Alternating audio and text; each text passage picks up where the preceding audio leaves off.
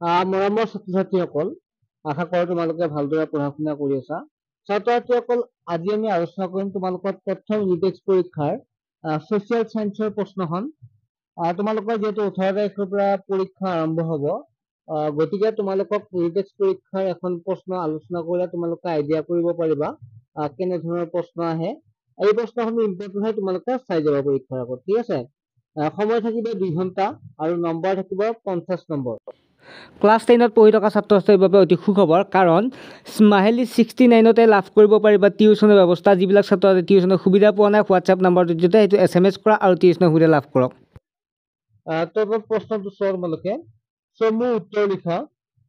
1 নম্বৰটো দি আছে, কাৰ কাৰ্যকালত বংগ বিভাজন আঁচনি কাৰ্যকৰী কৰা হৈছিল?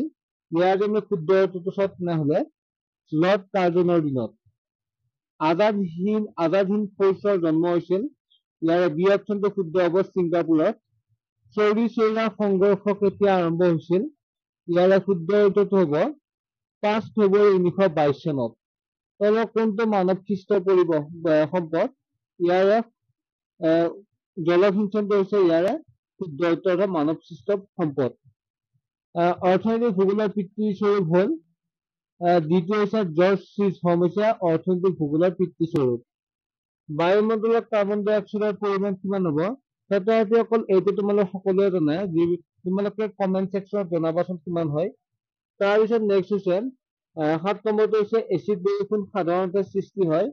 ইয়াৰে শুদ্ধ উত্তৰটো হৈছে ঔদ্যোগিক অঞ্চলত। এচিড বৰষুণ ঔদ্যোগিক অঞ্চলত সৃষ্টি হয়। ভাৰতৰ সংবিধান সভাৰ প্ৰথম বৈঠকত সভাপতিত্ব কোনে কৰিছিল? ডক্টৰ সচ্চিদানন্দ সিনহাই। তাৰপিছত যুক্তৰাষ্ট্ৰৰ গৃহভূমি বুলি কাক কোৱা হয়? আমেৰিকাক। তলৰ উল্লেখ কৰাবোৰৰ কোনটো উন্নয়ন বেংক?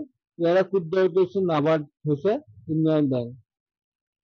নেক্সট 2 নম্বৰ প্ৰশ্ন হৈছে, ভাৰতত কেতিয়া মুছলিম লীগৰ গঠন হৈছিল? ইয়াৰ এটা উদ্দেশ্য লিখা। 3 নম্বৰ প্ৰশ্নটো হৈছে, লাল পাল কোন আছিল? সম্পূৰ্ণ নাম কি? সত্যাগ্ৰহ শব্দটো কোনে প্ৰথম ব্যৱহাৰ কৰিছিল? ইয়াৰ প্ৰকৃত অৰ্থ কি? যুক্তৰাষ্ট্ৰৰ গৃহভূমি বুলি কাক কোৱা হয়? ভাৰতবৰ্ষত দ্বি নাগৰিকত্ব আছেনে? 6 নম্বৰ হৈছে, সম্পদৰ 2টা প্ৰধান বৈশিষ্ট্য লিখা। 7 নম্বৰ, নৱীকৰণযোগ্য সম্পদ আৰু অনৱীকৰণযোগ্য সম্পদৰ পাৰ্থক্য লিখা। ছাত্ৰ-ছাত্ৰীৰ এইবিলাক তোমালোকে ভালদৰে চাবা, আৰু মই তোমালোকক ইউটিউবত ধুনীয়াকৈ বুজাব চেষ্টা কৰিম অতি শীঘ্ৰে। তোমালোকে চেনেলটো ছাবস্ক্ৰাইব কৰি ৰাখিবা। নৱীকৰণ বিষয়ে তোমালোকে বুজিলা। ভৌগোলিক দিশৰ পৰা পৰিৱেশৰ সমস্যাসমূহ কি কি ভাগত ভাগ কৰিব পাৰি? মৰুভূমি কাক বোলে? মৰুকৰণৰ সংজ্ঞা লিখা। পানী প্ৰদূষণ কি আৰু ই কেনেকৈ হয় লিখা। ইংলেণ্ডত কোন দলে কেতিয়া ক্ষমতালৈ অহাৰ পিছত ভাৰতক স্বাধীনতা দিয়াৰ সিদ্ধান্ত লৈছিল? সংবিধান সভাৰ স্থায়ী সভাপতি আৰু খচৰা সমিতিৰ অধ্যক্ষ কোন আছিল? নাইবা মুদ্ৰাৰ তাৰল্য গুণ বুলিলে কি বুজা? কেন্দ্ৰীয় বেংকৰ 3টা কাৰ্য উল্লেখ কৰা। ভাৰতত খিলাফত আন্দোলন কিয় আৰম্ভ হৈছিল লিখা।